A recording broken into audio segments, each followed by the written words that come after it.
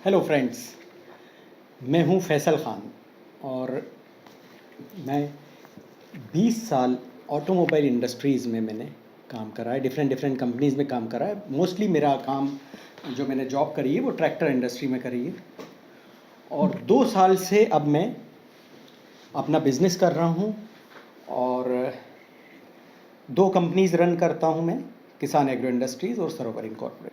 मेरा जो ये सफ़र था, ये एक सेल्समैन से या ऑफ रोल जो एम्प्लॉय होते हैं किसी कंपनी में, उससे स्टार्ट होके और नेशनल हेड तक गया। जो नेशनल प्रोफाइल होती है किसी भी कंपनी की, जो और पैन इंडिया लेवल पे प्रोफाइल होती है, वहाँ तक मैंने ये काम करा है। मेरा लास्ट असाइनमेंट था कैप्टन ट्रैक्टर्स से, जिसमें मैं कमर्शियल और रिटेल फाइनेंस हेड था वहाँ पैन इंडिया। तो ये जो मेरा सफ़र रहा है, इसमें जो मुझे प्रॉब्लम्स आई या जो मैंने सीखा या जो इशू मैंने फेस करे, मैं ये चाहता हूँ कि आइंदा जो आने वाले मेरे यूथ साथी हैं, जो मेरे आने वाले नए जो स्टूडेंट्स अभी पढ़ रहे हैं या जो जॉब में आएंगे, जो कॉर्पोरेट वर्ल्ड में एंटर करेंगे, ये ऐसी छोटी छोटी बारीक चीज़ें होती हैं जो उन्हें कोई गाइड नहीं करता, क्योंकि बुक्स में होती नहीं है। ये ट्रेनिंग्स होती नहीं है ऐसी कुछ कि इंडस्ट्रियल ट्रेनिंग आपको दी जाए कि आप जब you are just getting into corporate world तो आप लोगों को क्या क्या चीज़ों का सामना करना पड़ सकता है। एक रॉ होते हैं जो स्टूडेंट्स होते हैं, वो उठ के आते हैं एक नई नई नौकरी करने में, तो 50% से ज़्यादा स्टूडेंट्स अपनी गलतियों की वजह से सही अंदाज़ नहीं लगा पाते माहौल का, कि क्या माहौल होता है, कल्चर क्या होता है, जो कॉर्पोरेट कल्चर कहलाता है, कि हम किस तरह उसमें बिहेव करें, किस तरह हम उसमें सर्वाइव करें।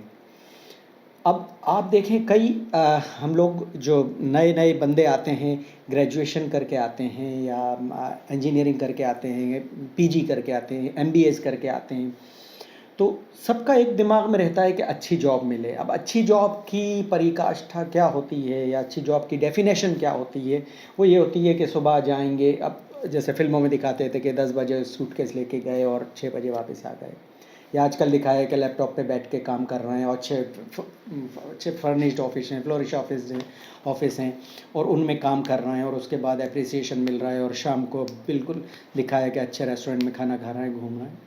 ये बिल्कुल फिल्मी बातें हैं, इसको बिल्कुल आप कॉपी नहीं करिएगा, ना करने की कोशिश कीजिएगा, क्योंकि ये हकीकत नहीं होती है। जब हम इनिशियल लेवल पे कंपनीज़ में आते हैं, तो अगर आप देखें तो मैं एक किस्सा बताता हूँ अपना। मैं यही आपसे चाह रहा हूँ कि मैं अपने एक्सपीरियंस आपके साथ शेयर करूँगा कि मुझे क्या क्या चीज़ें फेस करने को मिली हैं और कहाँ कहाँ मैं गलत था, जिसको मैंने ओवरकम किया, ये अपनी गलती सुधारी और मैं आगे बढ़ा। तो मैं ये चाहूँगा कि आप लोग उस गलतियों को नहीं दोहराएं, ताकि आपको ये मिल जाएगा। ये ना तो कोई आपको ट्रेनर सिखाएगा, कोई भी, बहुत सारी ट्रेनिंग्स होती हैं। मैंने अपने 20 साल के कैरियर में तकरीबन 20-22 ट्रेनिंगें अटेंड करी होंगी, जहाँ मैंने ताली भी बजाई है, स्विच ऑन स्विच ऑफ भी करा है, चुटकियाँ भी बजाई हैं, हा हा ही सब करा है। लेकिन जो चीज़ें आज मैं आपको यहाँ बताऊँगा, वो आपको किसी भी ट्रेनिंग में नहीं मिलेगी।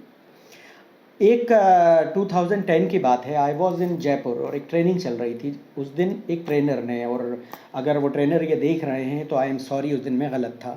उन्होंने एक बड़ी अच्छी बात कही थी, जो कि उस दिन तो मैंने बड़ा वियर्ड तरीके से उनको जवाब दिया था, बट आज मैं मानता हूँ कि वही चीज़ सही थी। And he was right, you are right sir, I am sorry.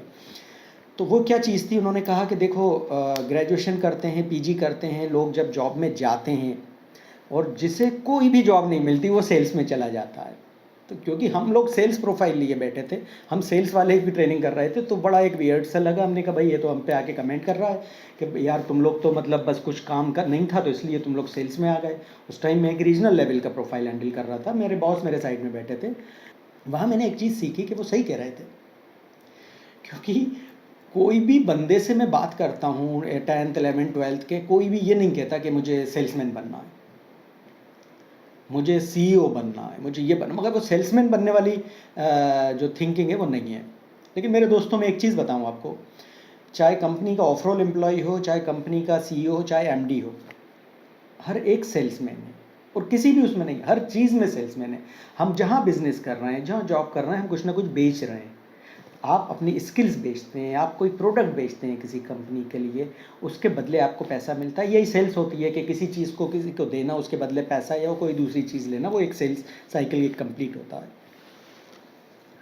अब मैंने क्योंकि ट्रैक्टर इंडस्ट्री में काम करा है तो मैं आपको एक चीज़ बताऊंगा कि इस इंडस्ट्री में, अच्छा, ये जो सेल्स की बातें मैं बता रहा हूँ ये यूनिवर्सल है, हर जगह काम आएंगे आप लोगों के, तो प्लीज़ इसको ध्यान से सुनना। आप ट्रैक्टर इंडस्ट्री से हैं या नहीं हैं ये एक अलग चीज़ है, बट मैं क्योंकि ट्रैक्टर में, इसलिए मैं ट्रैक्टर का नाम ले रहा हूँ। यहाँ मैंने क्या ऑब्जर्व करा है कि यहाँ पर दो तरह के लोग आते हैं।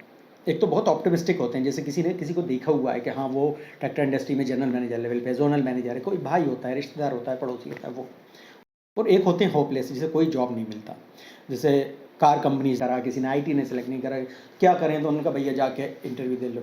और ये मेरे साथ हुआ है, मैंने कई इंटरव्यूज़ लिए हैं बच्चों के, वो यही होता था कि वो आते थे कि साहब हम कुछ नहीं, अभी 1 साल का गैप हो गया, बहुत ट्राई करा, पीएससी की ट्राई करा और यहाँ ट्राई करा, अब हमने सेल्स करना है। तो एक चीज़ मैं बताऊंगा, जो नए लड़के या नए स्टूडेंट्स पास आउट होके और इंटरव्यूज़ देने आते हैं, जिनका गैप भी हो जाता है, पहले तो सबसे पहली चीज़ आपने ये देखना है कि किसी के सामने अपनी मजबूरी जाहिर नहीं करना है, क्योंकि लोग आपकी मजबूरी को कोई समझेगा नहीं, उससे फ़ायदा उठाएंगे कि ठीक है यार ये बहुत गरीब घर का लड़का है या इसकी यहाँ परेशानी है, क्योंकि 99% लड़के यही कहते हुए ऑफ रोल जॉब्स के लिए आते हैं। वो ये नहीं कहते कि हम गए नहीं अच्छी जगह या हमारे ये पे, तो वहाँ कोई आपको कंसोल नहीं करेगा, वहाँ आपकी मजबूरी का फ़ायदा उठाएंगे। वो कहेंगे यार 8,000 की जगह तो 5 में भी आने को तैयार है, और हो जाते हैं तैयार। दूसरा एक चीज़ होता है, मैंने बहुत सारे रिज्यूम्स देखे, नए फ्रेशर्स के जो रिज्यूम्स आते हैं, उनमें वो लोग बढ़ा चढ़ा के चीज़ें लिखते हैं। तो चीज़ें वही लिखी हैं जो आपको पता हो, आप पढ़ के आ रहे हैं, बुक्स में बहुत सारी चीज़ें होती हैं। मैंने भी पीएचडी करा हुआ है, मेरे पास तो ये अगर मेरे राइट साइड पे शेल्फ भरी पड़ी है बुक्स की, थीसिस हैं मेरी, पेपर्स हैं, जर्नल्स हैं। हमें हर चीज़ नहीं आती। अब क्या होता है, वहाँ पर आपने एक तो बहुत सारी चीज़ें लिख दी, जब पूछा गया तो आपको कुछ नहीं पता, आप फ्रेशर हो, नहीं पता नहीं पता। उसके बाद आपने 2-2 मोबाइल नंबर डाल रखे हैं। अब आज की दौर में भी 2-2 मोबाइल नंबर आप अफोर्ड कर रहे हो, ठीक है, सस्ते हैं मोबाइल, कॉलिंग सस्ती है, क्या ज़रूरत है आपको? That means you have some other job, कुछ ना कुछ इंगेजमेंट्स हैं आपके, सोशल मीडिया की जो होते हैं, इंस्टा पे होते हैं, और तो ये चीज़ें बड़ा ख़राब इम्पैक्ट डालती हैं। आप एक नंबर रखिए, एक मेल आईडी रखिए, that's it for a student. मेरे नज़रों में वही चीज़ सफिशेंट है। और I think if I am not wrong, 99% of interviewer जो होते हैं, जो इंटरव्यू लेते हैं, वो भी यही चीज़ नोट करेंगे कि ठीक है ये बंदा रीजनेबली डिसेंट है, अगर उसके पास एक मोबाइल नंबर है और एक मेल आईडी है, दैट्स इट। अब क्या होता है, जो मैं वापस आऊँगा वहाँ ऑप्टिमिस्टिक बंदे के लिए और होपलेस बंदे के लिए, ये दोनों आते हैं। और एज अ पीओ या एफओ, प्रोबेशनरी ऑफिसर कहते हैं या फील्ड ऑफिसर कहते हैं, ये ऑफ रोल एक पोजीशंस होती है, तकरीबन सारी कंपनीज़ में है, सेल्स के लिए हर जगह होती है। वो देखते हैं 6 महीने साल भर कि ये बंदा जेल हो पाएगा नहीं, और उसमें से सिर्फ 50% लोग कामयाब हो पाते हैं। क्यों? यहाँ एक सबने बड़ी चीज़ ये है, ये एक कंटिन्यूस लर्निंग प्रोसेस है। अगर आप देखें तो जो फील्ड ऑफिसर का जॉब है या एफओ का जॉब है, इनिशियल लेवल पे जो होता है, जैसे अगर मैं ट्रैक्टर इंडस्ट्रीज में कह रहा हूँ, हम लोग एफओ रखते थे, पीओज रखते थे, उनके लिए सबसे बड़ी चीज़ क्या होती है, उनको वो एज अ लर्निंग लें, जैसे कि साल भर की लर्निंग, ऑन जॉब ट्रेनिंग है विथ स्टाइफंड। ये कह सकते हैं कि एक्सटेंडेड एजुकेशन विथ स्टाइफंड।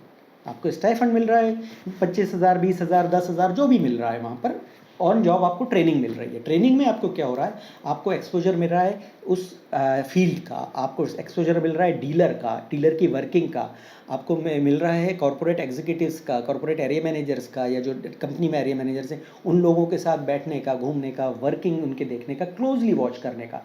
ये इंडस्ट्रियल ट्रेनिंग आपको, वो जो 1 महीने 2 महीने की समर ट्रेनिंग होती है, उसमें कहीं नहीं होती। तो please take it as a extended learning, extended education.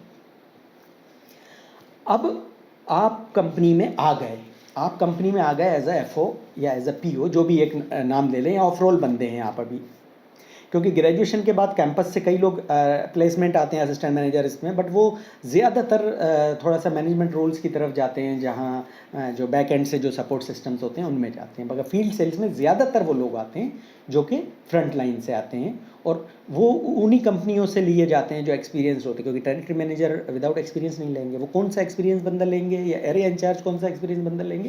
जिसने एफओ लेवल पे काम करा है, क्योंकि उसे डीप नॉलेज होगी वर्किंग की, सेल्स की, कि कोई भी प्रोडक्ट किस तरह बिकता है मार्केट में, किस तरह उसका रोटेशन रेवेन्यू जनरेशन होता है, उससे किस तरह रेवेन्यू रोटेशन होता है, ये सारी चीज़ें, या डीलर हैंडलिंग किस तरह होती है। अब आ जाइए, आपने कंपनी में ज्वाइन किया तो आप ये सोचेंगे कि यार मैंने ज्वाइन कर लिया। देखिए, दो तरह के बंदे मैंने फिर बताया, एक ऑप्टिमिस्टिक होगा, एक होपलेस होगा। ऑप्टिमिस्टिक बंदा ऐसा होगा कि बिल्कुल मैंने ज्वाइन कर लिया, मैं जैसे ही डीलरशिप पे जाऊंगा, डीलर प्रिंसिपल जो हैं या डीलर के बंदे मुझे सर गुड मॉर्निंग, ठीक, बहुत अच्छी सोच है आपकी। एक होपलेस बंदा होगा जो जाएगा, अरे यार डीलर से बात करूँ कि नहीं, वो बैग लेके जाएगा, अपना जाके बैठे आएगा, उससे कोई फ़र्क नहीं पड़ना। यहाँ मैं एक चीज़ बताऊँगा आपको कि बहुत ज़्यादा ऑप्टिमिज्म भी अच्छा नहीं होता और बहुत ज़्यादा होपलेसनेस भी अच्छी नहीं होती। आपको जो ट्रीटमेंट मिलेगा, जो काउंट होगा, जो ट्रीटमेंट जो आपका कैरियर बना सकता है या कैरियर आपका बिगाड़ सकता है, आप ही बिगाड़ सकते हो, आप ही बना सकते हो कि आपकी अडेप्टेबिलिटी क्या है। मैं आपको एक चीज़ बता रहा हूँ, आपको 3 तरह के बॉसेस मिलेंगे। एक बहुत सॉफ्ट होगा, एक बहुत स्ट्रिक्ट होगा और एक बहुत कूल होगा। Soft, strict, cool. अब आप कहेंगे कि ये कैसा होगा यार? देखिए, एक बंदा ऐसा सॉफ्ट होगा कि वो सोचेगा यार ये मुझे, मेरे अंडर ये पीओ मिला है, जैसे टेरिटरी मैनेजर है उसके अंडर पीओ दे देते हैं, जो एरिया इंचार्ज हैं उनके अंडर पीओ देते हैं, ये पीओ मिला है, ठीक है यार, एक कर उसका अच्छा बोलेगा, कर लेगा, कर लिया नहीं किया, ठीक है। वो अपने लेवल पे वो काम करेगा। वो एरिया इंचार्ज या टेरिटरी मैनेजर इतना स्मार्ट होता है कि वो अपना काम, अपने बॉस को रिपोर्टिंग वगैरह सारी कुछ अपने लेवल पे कर सके, वो कर लेगा। एक बंदा जो होता है बहुत स्ट्रिक्ट होता है, तो वो ये चाहेगा कि उसका पीओ और उसका जो एफओ है वो बिल्कुल अटेंशन रहे उसके सामने, लेकिन वो उसे कुछ सिखाएगा नहीं, वो उसे यूज़ करता रहेगा, उसकी इन्फॉर्मेशन लेगा और आगे भेजेगा, उसे कुछ नहीं सिखाएगा। वो बॉस होते हैं, वो जो बॉस कहलाना पसंद करते हैं, बॉस आ गए आप, अरे बॉस आ गए। वो जैसे अगर बॉस को बिस्लरी की बॉटल पीते हैं तो बॉस के लिए बिस्लरी के पीओ लेके आ रहा है, या बॉस के लिए जूस बना रहा है, मैं वो चीज़ें नहीं बताऊंगा। और तो वो बॉस होते हैं। एक होते हैं बड़े कूल बॉस। कूल बॉस ये होता है कि वो ऑब्जर्व करते हैं और वो अपनी जिम्मेदारी समझते हैं। एज अ बॉस एक जिम्मेदारी लेके आप जाते हो, क्योंकि आप लीडर होते हो, बॉस नहीं होते आप। तो ये कूल बॉस जिनको मैं कह रहा हूँ, ये होते हैं लीडर। ये आपको डांटेंगे भी कभी, आपसे काम भी कराएंगे, और जो आपसे काम कराएंगे आप सीखेंगे। एक लीडर मुझे याद आ रहा है, महिंद्रा एंड महिंद्रा में है, mister Sunil Johnson, charismatic leader. मेरा जो पहला इंडक्शन हुआ था, पहली मेरी जॉब हुई थी ट्रैक्टर कंपनीज में, वो महिंद्रा एंड महिंद्रा थी, ऑफ रोल जॉब थी। और उन्होंने एक इंग्लिश वर्ड की इतनी अच्छी डेफिनेशन बताई थी, वो इंग्लिश वर्ड आज तक मुझे सबको याद रहेगा, बहुत कॉमन सा वर्ड है, लेकिन मुझे हमेशा उस कंटेक्स्ट में याद रहेगा। उन्होंने कहा था एक वर्ड होता है परफॉर्म, परफॉर्म, परफॉर्म। अब सबने बता दिया मतलब परफॉर्म मतलब क्या होता था। परफॉर्म मतलब परफॉर्मेंस देना, कुछ करना। उन्होंने कहा इसके साथ 2 वर्ब लगते हैं, एक ईडी और एक आईएनजी। तो कॉर्पोरेट में अगर आप परफॉर्म के साथ ईडी लगा के बात करोगे कि मैंने performed, I performed in that company, I performed in that quarter, I performed in last month, तो आप समझो उस दिन आप ख़त्म। और अगर हम कहेंगे आई एम परफॉर्मिंग, आईएनजी लगाएंगे, तो आपकी नौकरी हमेशा चलेगी, आप ग्रोथ करोगे। तो मैंने ये गांठ बांध ली थी, जहाँ भी मैं कोशिश करता था, मैं काम करता था, वहाँ मैं परफॉर्मिंग वाला वर्ड यूज़ करूँ रादर देन परफॉर्म में। तो उससे चलिए एक और वीडियो बनाऊंगा जिसमें लीडरशिप के रोल्स किस तरह होते हैं इन कंपनीज में, उस पर बात करेंगे। अभी हम फ्रेशर को लेकर बात कर रहे हैं। अब हम आ जाएं, आपको बॉस मिल गए, आपको जॉब मिल गई, आप ऑप्टिमिस्टिक हो या आप बिल्कुल होपलेस हो, आपको जॉब मिल गए, बॉस मिल गए, बॉस आपको मिल गए, किसी को सॉफ्ट मिले, किसी को स्ट्रिक्ट मिले, किसी को कूल मिल गए, ठीक है। अब फिर हम यही कहेंगे, वो बॉस को आप सही नहीं कर सकते, you can not choose your boss, but you can choose how you react, तो that is the thing। अब यहाँ लर्निंग क्या होती है, जो लर्निंग अगर हम करेंगे, ये मैं लर्निंग बता रहा हूँ प्रोफेशनल लर्निंग। प्रोफेशनल लर्निंग क्या होती है, सारे लोग ग्रेजुएशन करके आते हैं, इतने समझदार होते हैं कि किस तरह हमने चीज़ों को समझना है, क्योंकि जॉब में आना तो एक सीरियस चीज़ आ जाती है। एजुकेशन नहीं है कि होमवर्क नहीं किया आपने कल कर लोगे, कल नहीं किया परसों कर लोगे, टीचर रिमार्क दे देगी, पीटीएम में टीचर शिकायत कर देगी, कोई नहीं करेगा यार। यहाँ आपके पेरेंट्स को कोई जानता भी नहीं होगा, बहुत ही कम बॉसेस या पीयर लेवल पे इतने होते हैं जिनको आपको फैमिली की फ़िक्र होती है या फैमिली को जानते हैं। अब जो हमने लर्निंग लेनी है सेल्स में, ख़ास तौर से सेल्स में हम जिस फील्ड में हैं, तो एक प्राइमरी लर्निंग आप लोग लिख लीजिए आप लोग, ये मैं फ्रेशर से कह रहा हूँ या उन जो अंडर ग्रेजुएट्स हैं उनसे कह रहा हूँ, वो भी देखें इसको और लिख लें। ऐसी ट्रेनिंग आपको, और ट्रेनिंग नहीं है, एक लर्निंग है, मैं अपनी लर्निंग आपसे शेयर कर रहा हूँ, और कोई नहीं करेगा, ट्रेनिंग्स में कहीं नहीं मिलेंगी। मैं आगे अपने वीडियोज़ में बताऊँगा कि मैंने कितनी ट्रेनिंग्स करी हैं और क्या क्या सीखा, बट ये जो चीज़ मैं बता रहा हूँ मुझे भी किसी ट्रेनिंग में नहीं मिली। लर्निंग में आपने सीखना है नेटवर्किंग, द फील्ड, आप जिस फील्ड में प्ले करने वाले हो वहाँ आपका क्या कंट्रोल है। जो एमबीए करे हुए हैं उन्होंने एक एरिया ऑफ इन्फ्लुएंस और एरिया ऑफ कंसर्न और एरिया ऑफ इन्फ्लुएंस, दो चीज़ें पढ़ी होंगी। Area of influence means area of your control, आप कह सकते हो उसको। वहाँ कितना आपका कंट्रोल एरिया, कितनी नेटवर्किंग है आपकी, कितने लोगों को आप जानते हो। सपोज़ आपको एक टेरिटरी मिली एक डिस्ट्रिक्ट की जिसमें 52 गाँव हैं, 52 विलेजेस हैं। अब 52 विलेजेस में हर चीज़ में जो भी आप प्रोडक्ट बेच रहे हो, सपोज़ आप कार बेच रहे हो, 2-2 कारें बिकना है हर उसमें, यानी उस महीने में वहाँ पर 104 कारें बिकना है। अब 104 कार में आपने 52 गाँव में आपके कितने कनेक्शंस हैं, नेटवर्किंग कितनी है आपकी। हर गाँव में आप किसी बंदे को जानते हो, वो बंदा कैसा है जो आपको लीड दे सकता है कि फला बंदे ने कार लेना है। हो सकता है 5 नाम बताए उसमें से 2 लें, पाँचों नहीं लें, हो सकता है 0, लेकिन कुछ है ऐसा आपके पास, तो वो आपने डेवलप करना है, ये खुद करोगे, ये कोई नहीं बताएगा। और आजकल सब समझदार हैं, आजकल सबके पास स्मार्टफोन है, सबके पास लोकेशन मैप्स होते हैं, सब चीज़ें पता चलती।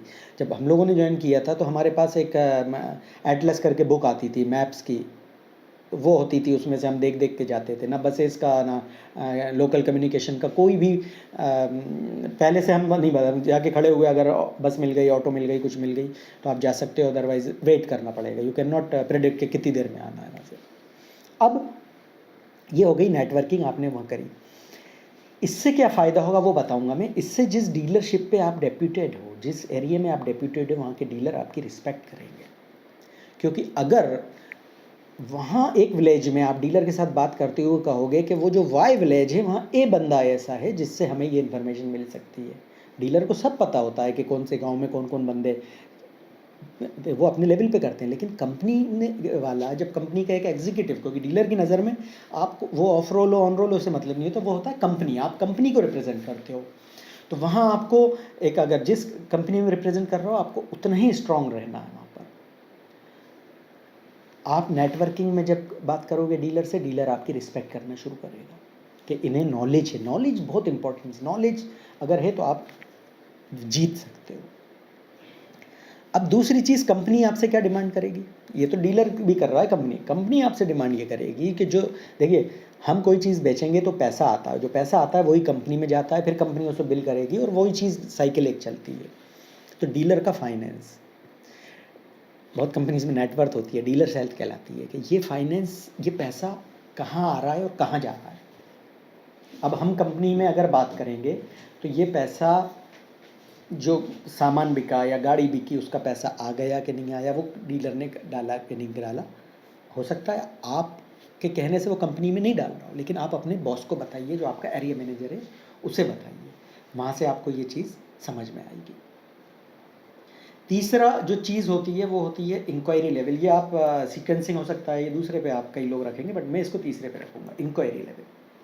इंक्वायरी लेवल क्या होता है कि जो आपने नेटवर्किंग करके दी है, फाइनेंस का पार्ट अलग है, नेटवर्किंग के नीचे इसको इंक्वायरी को रखें कि जो आप इंक्वायरी दे रहे हो, तो अगर आप इंक्वायरी ले रहे हो सेल्समैन से, या आपके पास कितनी है, क्योंकि ये प्रिडिक्शन होता है सेल्स का जो आपके बॉस के काम आएगा। वहाँ बॉस भी आपकी वैल्यू करेगा, कंपनी आपकी वैल्यू करेगी क्योंकि बॉस आपकी वैल्यू करेगा। बॉस अच्छा फीडबैक देगा, बॉस के लिए आप एक एसेट हो, और अगर बॉस के लिए आप एसेट हो दैट मीन्स आपकी नौकरी अच्छी चल रही है, आप ग्रो करोगे। फिर एक चीज़ आएगी इंक्वायरी के बाद, आपकी डिलीवरेबल जो थे वो कितने डिलीवर हुए, कितने लॉस्ट हुए। अब डिलीवरेबल अगर आपने कंट्रोल देखा नहीं, तो आपने उसका एनालिसिस ही नहीं किया कि लॉस क्यों हो रहा है, तो आप आगे कभी इम्प्रूव नहीं कर पाओगे। हो सकता है नेटवर्किंग की वजह से लॉस हो रहा हो सकता है फाइनेंस की तरफ वजह से लॉस हो रहा हो कि डीलर ने पैसे नहीं डाला, कंपनी मटेरियल नहीं था इसलिए वो लॉस हो गया, वो कॉम्पिटिटर ले गया, कस्टमर को तो लेना था। नेटवर्किंग हमारी थी नहीं क्योंकि वो 5 गाँव हमारे छूटे हुए थे। तो ये होता है एक एनालिसिस। हो सकता है कंपटीशन का प्रोडक्ट अच्छा हो, हमारा प्रोडक्ट में दम नहीं था या हम बता नहीं पाए, ये नॉलेज हो गई आपकी।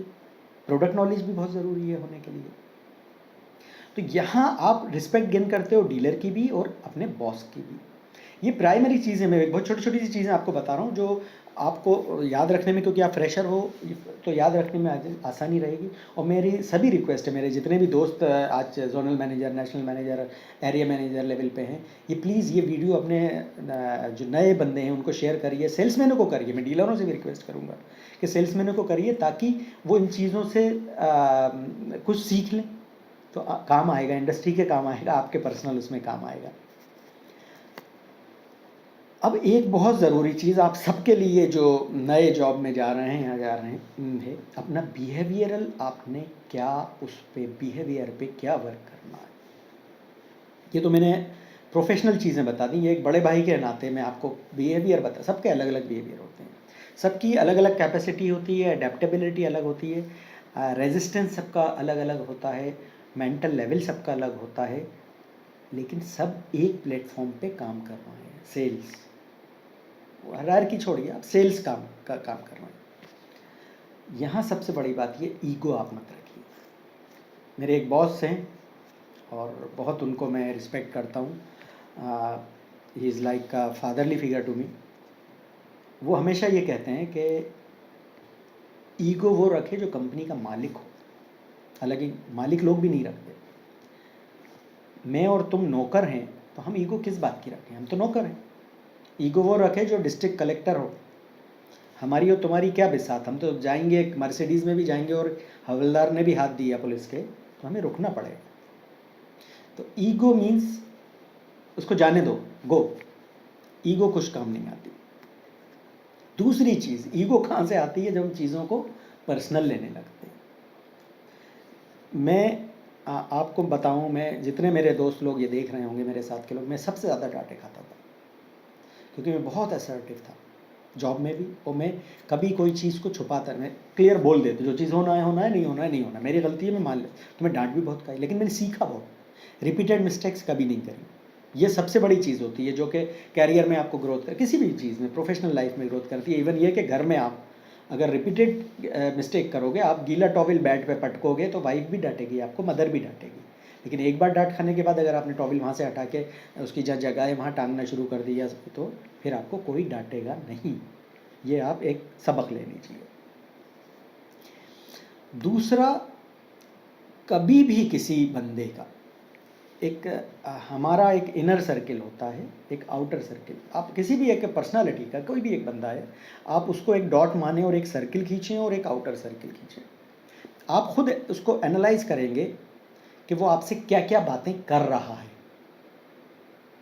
वो आउटर सर्किल में लिख लीजिए जो वो खुद से कर रहा है। जो आप उससे पूछ रहे हो और वो उस पर रिस्पॉन्स कर रहा है या जवाब दे रहा है, वो भी आप आउटर सर्किल में लिखिए। लेकिन कभी आपने उससे ऐसी चीज़ पूछी, सपोज लाइक का एक एग्जांपल देता हूँ मैं, आपने पूछा सर आपकी फैमिली में कौन कौन है, उन्होंने जवाब नहीं दिया, वो इनर सर्किल में लिख लो। वो नहीं चाहते कि आप उनकी फैमिली के बारे में जानो। ये आपके आपके एक यूनिवर्सल चीज़ है, चाहे आपका सबऑर्डिनेट हो, चाहे पीयर लेवल पे हो, चाहे बॉस हो, चाहे डीलर हो, चाहे बाहर। ये एक इनर सर्किल में कभी एंटर मत करो। डीलर होता है, डीलर कभी 6 बजे के बाद आपका फ़ोन नहीं उठा रहा है, प्लीज़ उसको कॉल मत करिए 6 बजे के बाद। 6 बजे के पहले वो आपसे बात कर रहा है ना, काफ़ी है। अगर सुबह 10 से 6 बात कर रहा है तो आप उससे काम करा सकते हैं या उसके साथ काम कर सकते हैं। लेकिन हाँ, 6 बजे के बाद अगर वो, that means he don't want him to be get disturb by your call after 6 PM। ये आपकी समझ कितनी है। अब आप इसको नहीं समझोगे, बार बार चीज़ें करोगे, तो हो सकता है किसी दिन वो आपसे बोल दे कि बॉस अब बहुत हो गया, 6 बजे के बाद मुझे कॉल मत करना। दूसरी चीज़, बातचीत में हम किसी बॉस को, पीयर लेवल पे सबऑर्डिनेट को, डीलर को, किसी से भी हम बात कर रहे हैं, प्रोफेशनल बात ही कर रहे हैं, हम अगर उनसे बात करते करते और उस लेवल पे आ गए कि हम इनर सर्किल में आ रहे हैं, तो वो अनकंफर्टेबल हो जाएगा आपसे। तो हमेशा इन चीज़ों का ध्यान रखिए कि बातचीत में कभी भी हमें वो सर्किल क्रॉस नहीं करना है। चलिए, ये एक मोटी-मोटी चीज़ें थी। आप लोग इसको वीडियो को शायद एक बार समझ में नहीं आएगा, 2-3 बार देखिएगा, समझ में आएगा। और इसको ये लाइक भी कर दीजिए, सब्सक्राइब भी कर लीजिए। मैं और वीडियो बनाऊंगा। आप इस पे कुछ क्वेश्चन हो तो मुझे चाहे डीएम कर दें, चाहे इसके नीचे कमेंट्स में डाल दें, ताकि मैं आपके आंसर दे सकूं। जो आंसर मुझे पता होंगे मेरे एक्सपीरियंस से, मैं बिल्कुल वैसे के वैसे ही दूंगा। मैं कोई चीज़ नहीं छुपाऊंगा।